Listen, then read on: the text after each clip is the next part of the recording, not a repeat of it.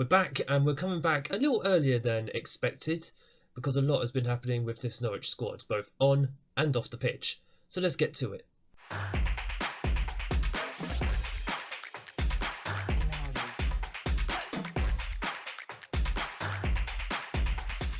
Hello and welcome back to Unemployed to Legend, episode 10, Club 3 here at Norwich City. My name is Craig and coming up in today's episode, a league game against Aston Villa and a rare FA Cup game against Reading. I think we just need ourselves a bit of a break from the Premier League at some point in this season.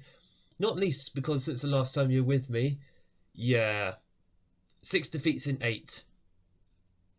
If you count just the league, it's 6 defeats in 7. And that only win that we got was a 5-1 thumping of Watford. To be fair, the losses haven't been, thankfully, massive. I mean, 1-0, 1-0, 3-1 was pretty bad. 1-0, 1-0. Notice how Arsenal, Man U, Liverpool and Chelsea were all those defeats. I think it kind of says that we are nowhere near the top teams in this league. And that is very apparent in our league position. 11th in the table, 34 points. Still better than last season, but we are about as mediocre as it gets. We play Aston Villa, who are literally just 2 places and 4 points behind us at the moment, so we need to win today in order to stay well above them. But it still boggles my mind that you got Brighton at the top of the league. They're 5 points clear. What the heck? Are Brighton going to win the league? It's only 2028. It's not like much has actually supposedly changed. I mean, Liverpool, Man U, Liverpool, Man U, Man City have been the Premier League winners, so I honestly don't know what is actually going on. They haven't had a takeover. But as far as our off-the-field shenanigans go, it is currently almost at the end of January, so we are going to be skipping deadline day because I don't anticipate us actually going out and getting anybody else at this point.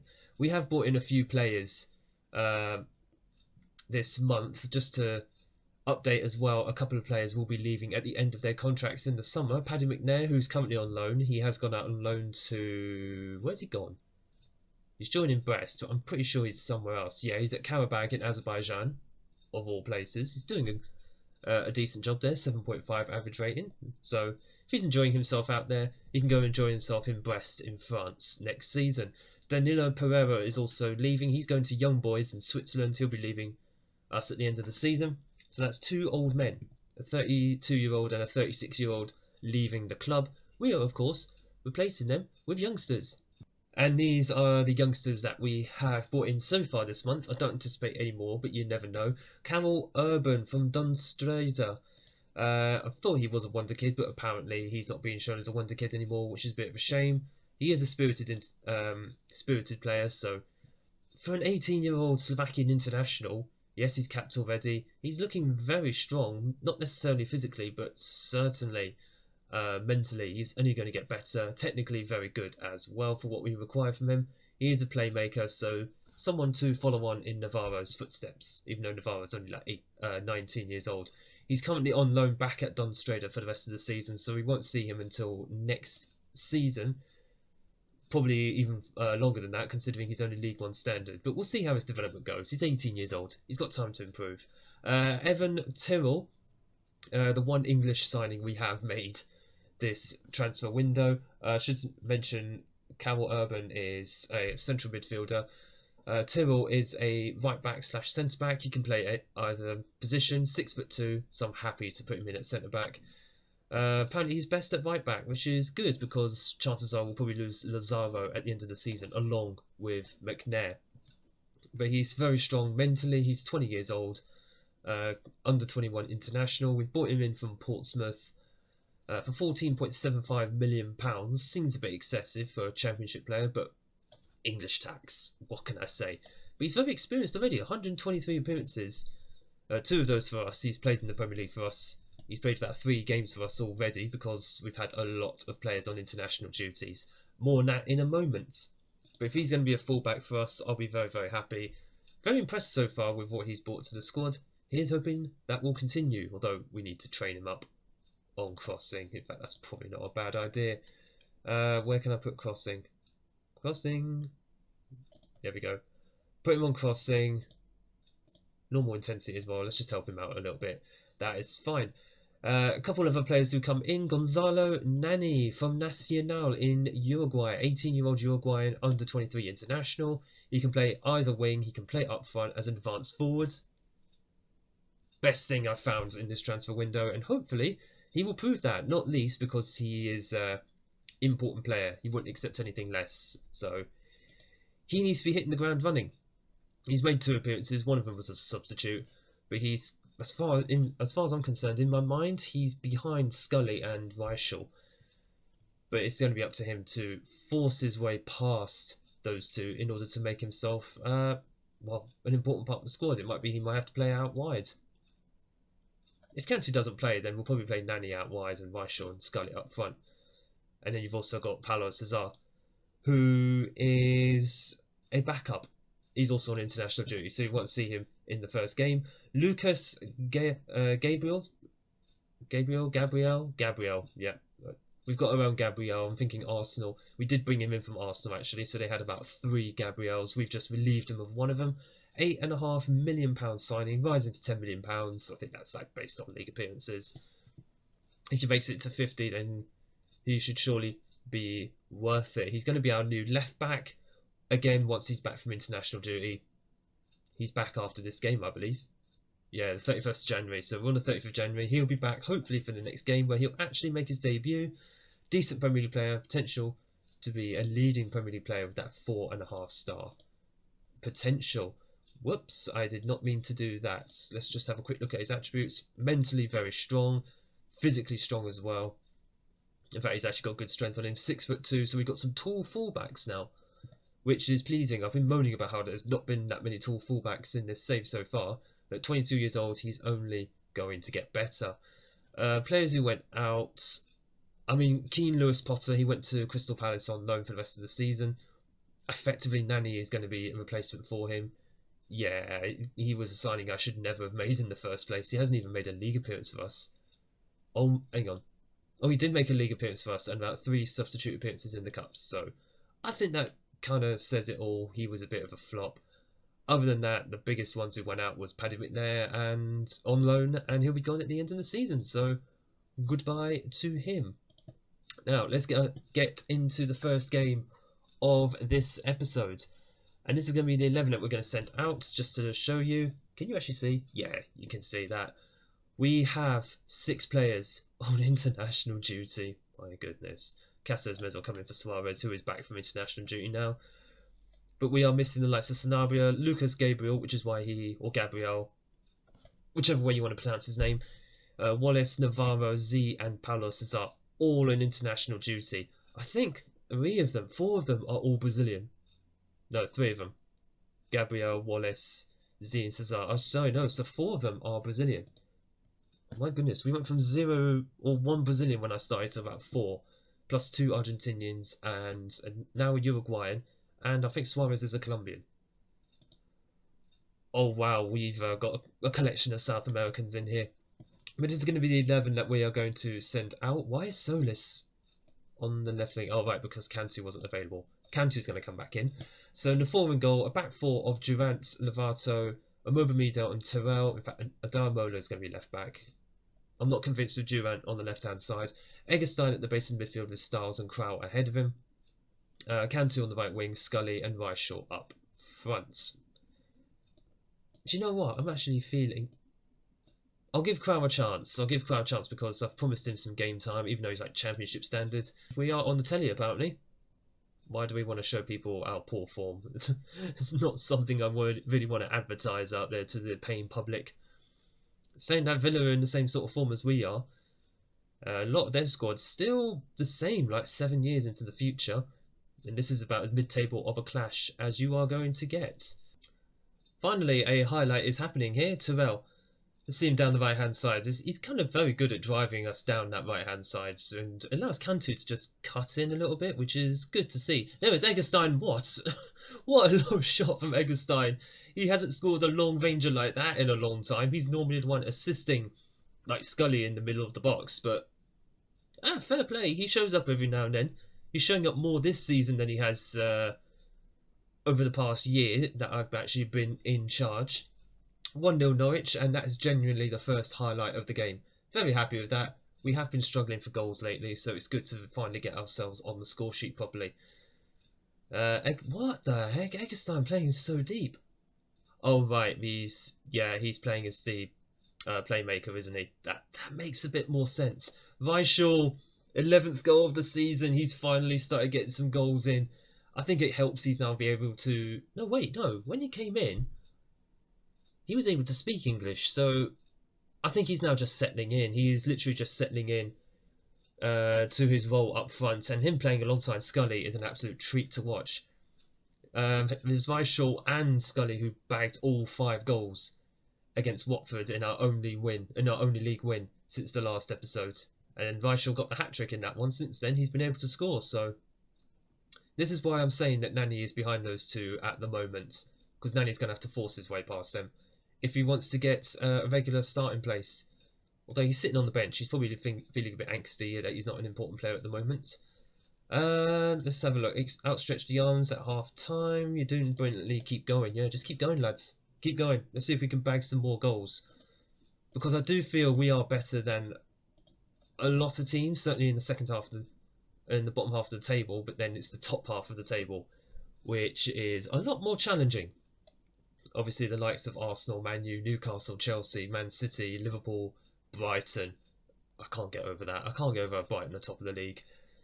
But they've clearly been investing very, very well in their squad, and it's paid dividends. So that's what I'm hoping we're doing by bringing in all these young players who can just grow in the team. Grow in the team over the next couple of seasons. They're only going to get better while other teams will get older. And here is hoping that they will be able to compete better with the big boys as the seasons go on. And Aston Villa are making that speech about competing with the big boys. And Aston Villa have just scored, so we need to be a bit wary of them. They are not far behind us in the league, so it's not like they're a terrible team themselves. I would like to see at this match and get the 3 points on the board. The board have recognised we're in a poor veil of form recently, which is not what I want the board to be noticing. I mean, they are still very pleased with our performance at the moment, but obviously we don't really want to carry on the poor performance, which would then dent our morale.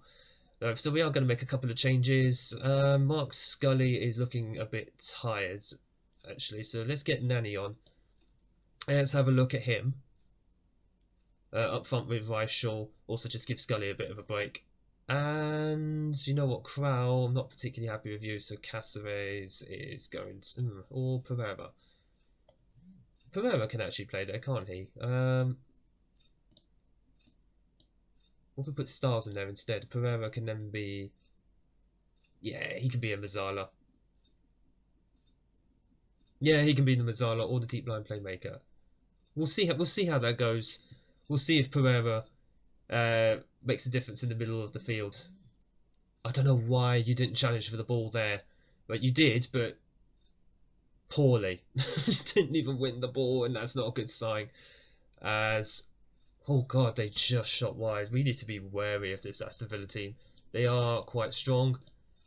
Certainly in this second half, it just seems like we're tired a lot. So we've made a couple of changes, but I'm just hoping to see this out as Villa are really coming on strong now. As the ball is not really cleared far away.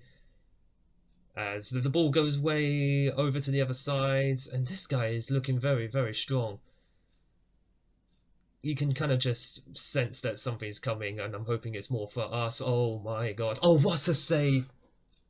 I mean, it's offside, but what a save by Nafor, and that is what we needed.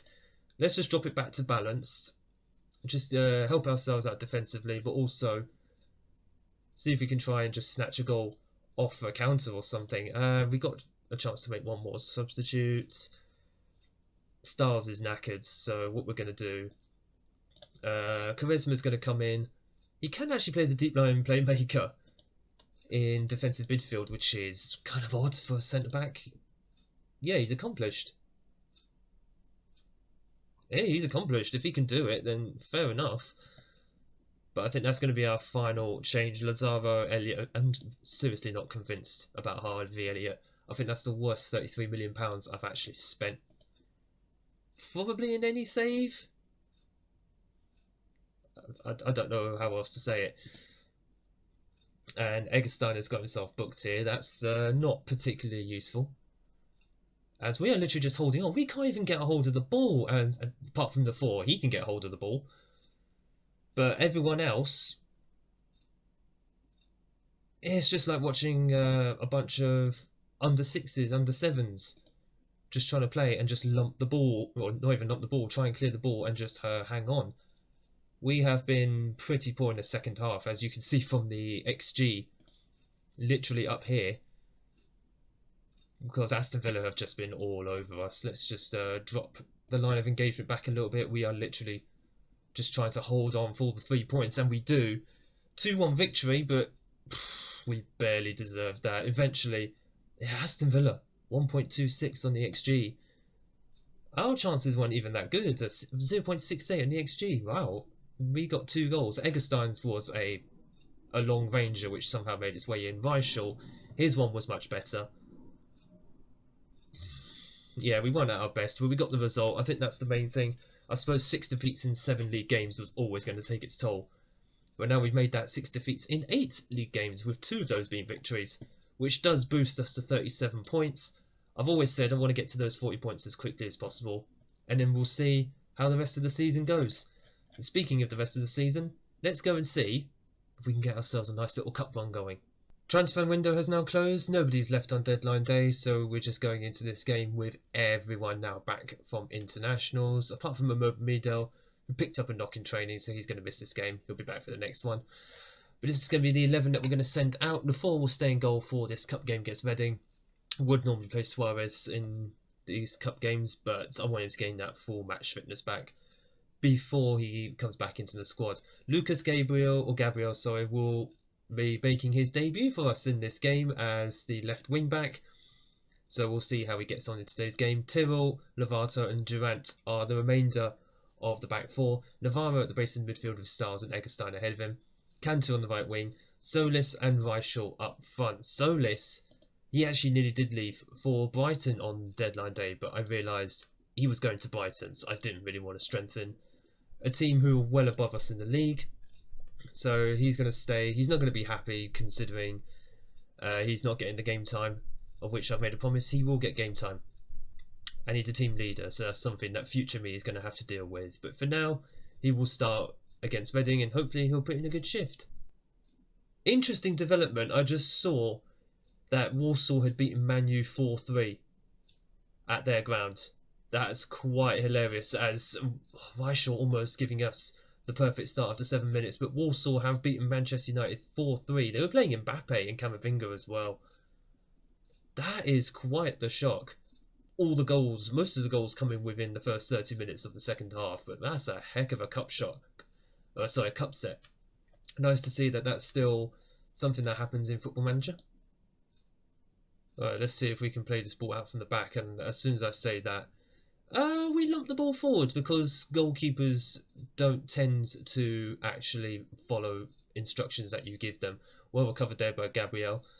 Reichel playing very deep in his advanced forward there, and there is Solis. Let's see if he can score. I thought that was going for the bottom corner. Oh, Solis, this is what I wanted to sell you. Effectively, Brighton were offering me about £36 million for him, but I wanted a bit more than that. Considering they're the Premier League leaders, I'm sure they can afford it. We're not far from half-time, and Reading, giving as good as they got here, I've not actually had a clear look at the stats, as well, one there by Navarro. He really threw himself into that tackle. Reichel, I'd like to get him to see him get forward a bit more. And there is Reichel, but he can't quite get ahead of the defender. This is what happens when you play so deep, man. And that's a poor ball by Gabriel. But thankfully, Reading just play it back to us. Lovato playing around down midfield. There is Gabriel on the left-hand side. Oh, Reichel, what a goal. That's a great cross in. Great low cross by Gabriel, and that's his first assist for the club. Reichel continues his recent goal-scoring exploits. 1-0 to Norwich. I don't know if we really deserved it as much, although it's been basically just a tight game. Reichel deserved a goal for his work rate in this game. He really doesn't need to sit that deep, but if it involves him in the midfield, if it just helps pack out a midfield a bit more, I'm all for it. But we're going in as it stands 1-0, going into half-time. Yeah, there you go. There's the whistle. And just looking at the stats, Yeah, we've kind of edged it. With 2 shots on target, we've got a goal, and we just need to hopefully finish things off. We're going to keep it with no gesture. Don't get complacent out there. Yeah, just don't get complacent. You weren't bad, so let's just see if you can improve in the second half. Oh man, I was about to press the button for the subs and then this happens. Low leg injury. That's him out for a long time, isn't it? Luckily we got Sanabria on the bench, but that's not helpful that our new signing has just been taken out. Cesar's going to come on for Cantu on the right hand side, and I despair at our injuries that seem to happen around this time of the season. Is this something about my training that we just can't seem to manage injuries or something? I'll probably need to have a look at that off camera because I'm not impressed with the number of injuries, especially long-term injuries that we seem to get every now and then. Okay, it's Football Manager in a nutshell, but it's still rather annoying. What have we got? We've got 14 minutes left, so we're just going to make the final substitution. Our midfield is shattered. And Pereira is going to come on for Styles. He can play as a ball-winning midfielder. He is someone who is able to do that, so we are going to have Pereira on for what will be one of his final appearances for the club. But remember, he is going at the end of the season. Free transfer to Young Boys. That's it, he's off to Switzerland. There is Pereira himself with a poor ball forward. I don't know what happened there. I felt like the game lagged a little bit, as Reading are just passing the ball around a little bit now because our defence and midfield is shattered. And what a save by Lafort. Okay, do not mess around with the ball there, lads. Thank you, Lovato. Just kick it out. We are kind of labouring to a 1-0 here at the moment, and I'm not sure how I feel about that. We're playing a championship team at the end of the day. We really shouldn't be struggling this bad. But at this point of the season, a cup win is a cup win if we can hold on. And a place in the 5th round is awaiting us. I don't know who, obviously we don't know who we're going to get because the draw hasn't happened yet. That will be a nice little surprise for the next episode because that's where we are going to come back. We didn't play as well, but I'm happy with the results. Yeah, we did not play well. I mean, the stats were quite even between the two teams. I mean, Walsall 4, Man U 3. That's the highlight of the day here. But a 1-0 win against Reading, I mean, considering there's been, by looks of it, maybe a couple of shocks. I mean, Blackburn have beaten Brighton, so maybe we got away with a nice 1-0 victory against Reading. Let's have a look. How long is Gabriel? Oh my god. Why? Why is this a thing? He's only just arrived and he's already on the treatment table. Sent to the specialist. 5 to 6 months. He's done for the season. He might be back in time for next season, but he's going to miss the whole pre-season. He had a debut to remember. He's also had an injury that he's sadly going to remember. Sanabria and Navarro need rest. I'll deal with that off camera.